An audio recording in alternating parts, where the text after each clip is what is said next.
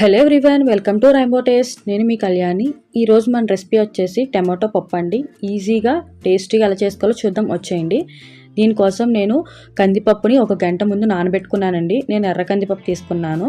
3 పండిన టమాటాలు ముక్కలుగా కట్ చేసి పక్కన పెట్టుకున్నాను. నానబెట్టిన కందిపప్పు అలాగే టమాటో వేసుకోవాలి. ఈ కందిపప్పులో ప్రోటీన్ పర్సెంటేజ్ ఎక్కువగా ఉంటుందండి. వారానికి 2 సార్లైనా తీసుకోవడానికి ట్రై చేయండి.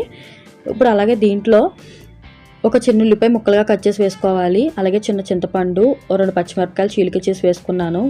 తగినంత ఉప్పు అలాగే పసుపు వేసుకుని దీంట్లో 1 గ్లాస్ నీళ్ళు కూడా వేసుకుని చక్కగా మూత పెట్టి 3 విజిల్స్ వచ్చేదాకా ఉడికించండి. పప్పు ఇలా ఉడుకుతుందండి. ఇప్పుడు పప్పు గుత్తితో కొంచెం మెదుపుకోండి. పప్పు గుత్తితో అయినా పర్లేదు, గరిటెతో అయినా కొంచెం మెదుపుకోండి. దీంట్లో సరిపడేంత కారం కూడా వేసి ఒకసారి కలపండి.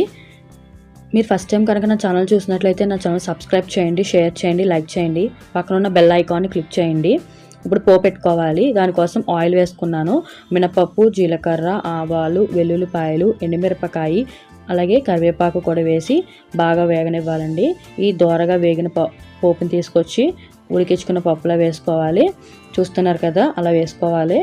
అవి వేసుకున్నప్పుడు చిట్పట్లాడితే మనకి పప్పు బాగా వేగినట్టండి. ఒకసారి అంతా కలిసేలా కలుపుకుంటే అంతేనండి, మన పప్పు టమాటా రెడీ అయిపోయినట్టే. ఆవకాయతోటి కొంచెం నెయ్యి తగిలించుకొని తింటే చాలా టేస్టీగా ఉంటుంది. మరిన్ని వీడియోస్ కోసం నా యూట్యూబ్ ఛానల్ చూడండి. మీకు ఈ రెసిపీ ఎలా కుదిరిందనే విషయాన్ని నాతో కామెంట్ బాక్స్లో షేర్ చేసుకోండి. Thank you for watching.